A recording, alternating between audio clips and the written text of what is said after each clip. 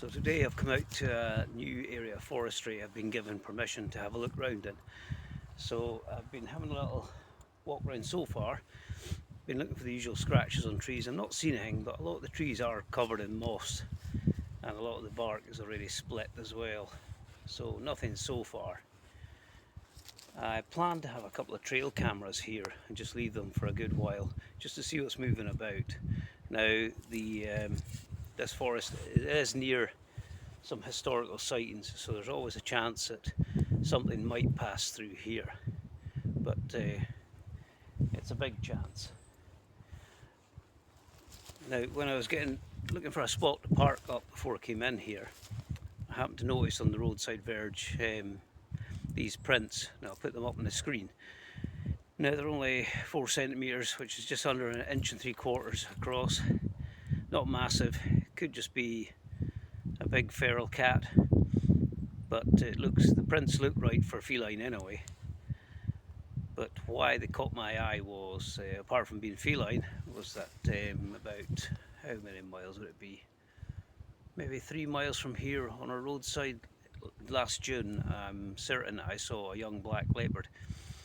So I'm just recalling that when I was seeing the print. But it's not an indication it is a black leopard, it's just an indication it's feline and that's it. So I'll maybe go back and have a second look along that area just in case there's anything else about there. But for now I'm going to just wander around and try and pick a good couple of spots to put the cameras in. So here's one of the cameras I'm going to put out. As usual, I've insulated it on the front, back and the sides. And I've also made my usual little windshield. Slightly changed the arrangement for it because we've got the solar panel on top. I also put black tape along the edge of the solar panel, even though I'm sure it's probably sealed quite well. But what I've noticed on the sonic animal repellers is the water does get in around the panel and effectively knackers it. So I thought I would do this just as a precaution. So I'm just going to put this one here, just sort of facing into an open area, and we'll just see what passes by, and maybe probably come back in a month or something and check to see what's been found. And while I remember, this is a new make of camera I'm trying. This is a Campark TC002, I think it is.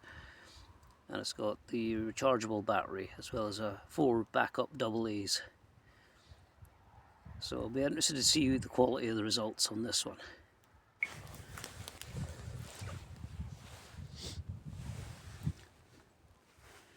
Here's a couple of interesting impressions. No real precise detail, although you might think, let me see, might think that's a toe, but, or maybe that, but with all the leaf litter and everything, it's just not very distinct. But I wouldn't say it's roe deer that made this, because they're quite narrow little hooves on them. So something, what's that, about 2.5 inch? That one anyway.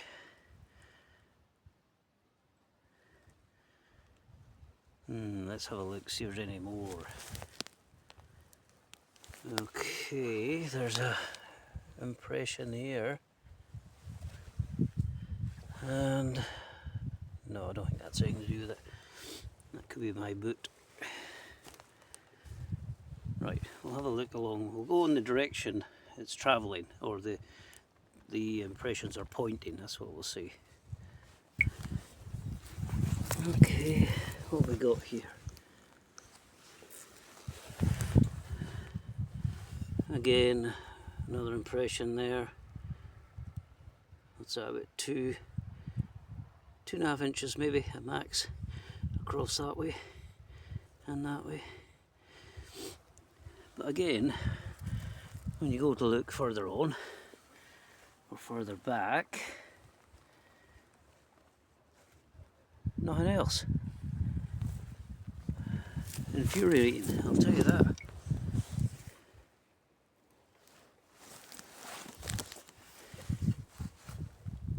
Okay, just going along, and I think we might have an impression there, there, there as well. And then just over here, that might be one as well. But as you can see, no real defining features, although that might be a pad mark. Some, possibly. Let's see what we've got. Let's see now. Is that a toe? That could be a toe there.